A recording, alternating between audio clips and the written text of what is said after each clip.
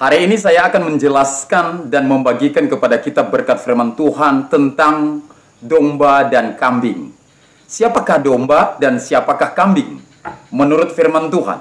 Mari kita buka Alkitab kita dalam Matius pasal 25 ayat 31 mulai. Judulnya penghakiman terakhir.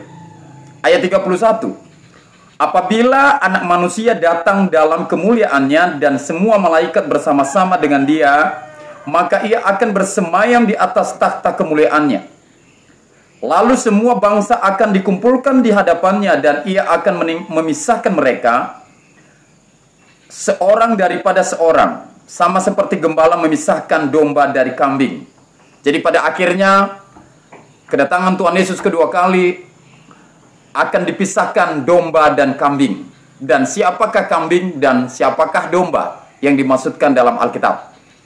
Mari kita teruskan membaca dalam ayat 33. Dan ia akan menempatkan domba-domba di sebelah kanannya dan kambing-kambing di sebelah kirinya. Domba di sebelah kanan dan kambing di sebelah kiri. Jadi dipisahkan domba dan kambing. Biasanya domba itu adalah penurut, patuh. Dan kambing biasanya suka menanduk, liar. Mari kita pelajari selanjutnya ayat yang ke-34. Dan raja itu akan berkata kepada mereka yang di sebelah kanannya. Siapa yang di sebelah kanannya? Yaitu domba tadi, penurut, orang yang taat, patuh. Apa katanya?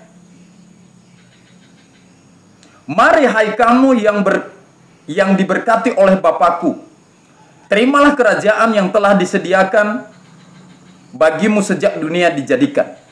Terimalah kemuliaan. Kemuliaan bagi saudara dan saya yang patuh, yang nurut.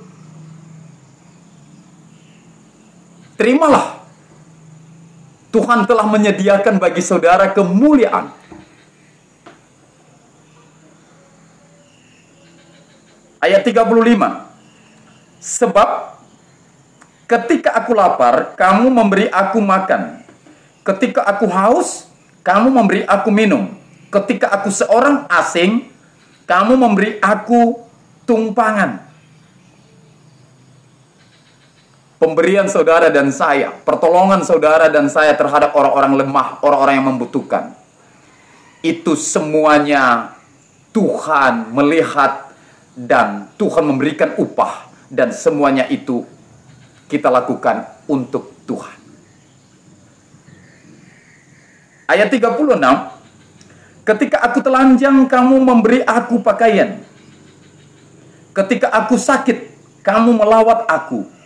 Ketika aku di dalam penjara, kamu mengunjungi aku. Setiap pertolongan, bantuan bagi orang yang membutuhkan, semua kita lakukan itu untuk Tuhan. Dan itu tidak kehilangan upah. Tuhan memberikan upah bagi kita. Dia memberikan kemuliaan bagi saudara dan kita semua. Ayat selanjutnya. Ayat 37. Maka orang-orang benar itu akan menjawab dia. Katanya, Tuhan, bila manakah kami melihat engkau lapar dan kami memberi engkau makan, atau haus dan kami memberi engkau minum? Mereka bertanya, kapan kami memberi engkau minum? Mereka tidak mengerti bahwa semua yang kita lakukan, setiap orang yang melakukan pertolongan bagi orang yang lemah, yang membantu, yang menolong, memberkati, itu semua kita lakukan untuk Tuhan. Sering sekali kita tidak mengerti. Bagi orang yang setia kepada Tuhan, bagi orang yang taat, dia melakukan seturut dengan firman Tuhan. Sering sekali tidak ingat kita apakah ini ada upah atau tidak. Tapi pada hari ini Tuhan menekankan, berfirman bahwa ada upah bagi kita yang melakukan itu semua. Dan kita lakukan itu semua, kita lakukan untuk Tuhan. Inilah upahnya yang disediakan bagi kita. Ayat selanjutnya, ayat 38,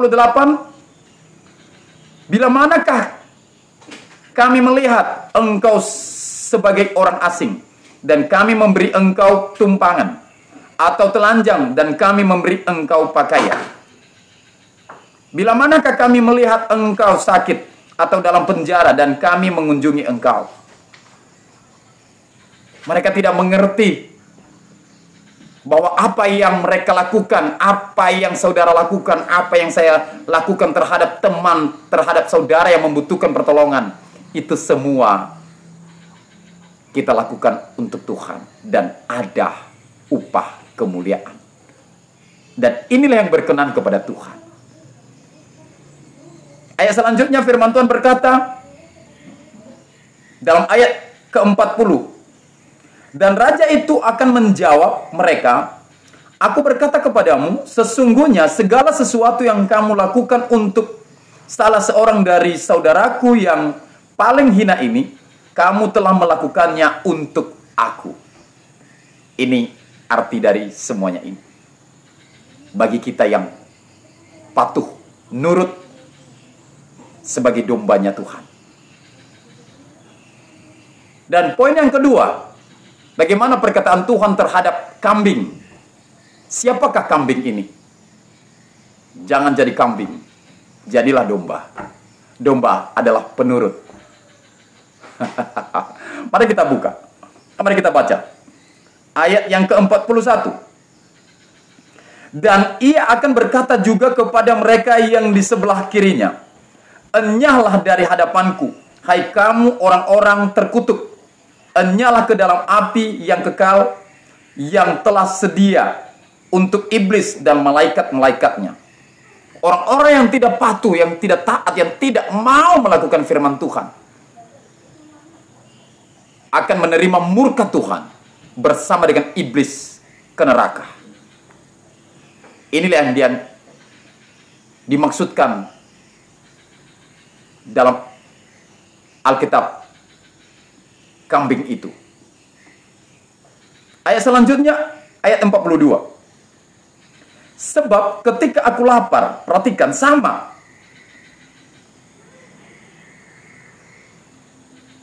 Kamu tidak memberi aku makan. Ketika aku haus, kamu tidak memberi aku minum. Mereka tidak melakukan firman Tuhan. Mereka tidak menolong sesama. Mereka punya, mereka ada, tetapi mereka menutup pintu hatinya, menutup matanya untuk menolong, untuk melakukan, untuk memberikan kebutuhan kepada orang yang membutuhkan. Domba tidak demikian. Domba berbicara orang yang taat, yang patuh, yang suka menolong. Sama seperti Tuhan Yesus Kristus memberi tanpa mengharapkan balasan. Ayat selanjutnya, ayat 43. Ketika aku seorang asing, kamu tidak memberi aku tumpangan. Ketika aku telanjang, kamu tidak memberi aku pakaian. Ketika aku sakit dan dalam penjara, kamu tidak melawat aku. Mereka tidak menolong sesama. Orang-orang yang di penjara, kalau kita mengunjungi, itu adalah perbuatan baik yang kita lakukan kepada Tuhan. Tapi orang ini tidak. Kambing ini tidak. Itulah sebabnya murka Tuhan turun atas mereka bersama dengan iblis ke neraka nantinya. Bersyukurlah kepada Tuhan, sebab Ia baik, bahwasanya kasih setianya selama-lamanya bagi saudara dan saya yang taat dan patuh pada firman Tuhan. Ayat selanjutnya firman Tuhan berkata dalam 44, lalu mereka pun akan menjawab dia, katanya, Tuhan, bila manakah kami melihat engkau lapar, atau haus, atau sebagai orang asing, atau telanjang, atau sakit, atau dalam penjara dan kami tidak melawat engkau? Maka ia akan menjawab mereka, aku berkata kepadamu, Sesungguhnya segala sesuatu yang tidak kamu lakukan untuk salah seorang dari yang paling hina ini, kamu tidak melakukannya juga untuk aku. Ayat 46. Dan mereka ini akan masuk ke tempat siksaan yang kekal. Mereka ini akan masuk ke tempat siksaan yang kekal. Jadi bukan hanya untuk sementara. Setiap orang yang tidak patuh pada firman Tuhan, yang mengabaikan kebenaran, akan masuk dalam tempat siksaan. Tetapi bagi orang yang patuh, bagi dombanya Tuhan, yang nurut terhadap firman Tuhan, saya akan bacakan 46 sekali lagi.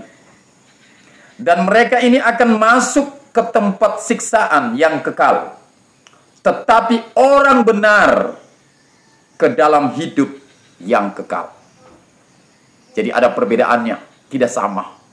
Makanya pada kedatangan Tuhan akan dipisahkan. Kambing akan dipisahkan, domba akan dipisahkan. Domba di sebelah kanan, kambing di sebelah kiri. Kambing berbicara orang yang tidak patuh pada firman Tuhan. Domba berbicara penurut, taat, melakukan firman Tuhan. Saya tinggalkan pesan bagi kita semua dalam firman Tuhan dalam Ibrani pasal 12 ayat 14. Memang kita tidak sempurna, tetapi firman Tuhan yang menjamin bahwa kita dapat disempurnakan. Yohanes pasal 12, Ibrani pasal 12 ayat 14. Firman Tuhan berkata, berusahalah damai bagi semua orang dan kejarlah kekudusan. Kejarlah kekudusan. Sebab tanpa kekudusan tidak seorang pun melihat kerajaan surga. Mari kita mengejar kekudusan.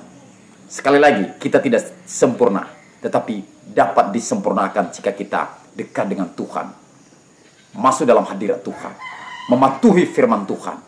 Kita tidak sempurna, tetapi belajar untuk mematuhi firman Tuhan, belajar untuk melakukan firman Tuhan, belajar untuk hidup kudus, kejar kekudusan. Maka kita dapat berkenan kepada Tuhan. Semoga ini bermanfaat dan menjadi berkat bagi kita semua. Tuhan Yesus memberkati.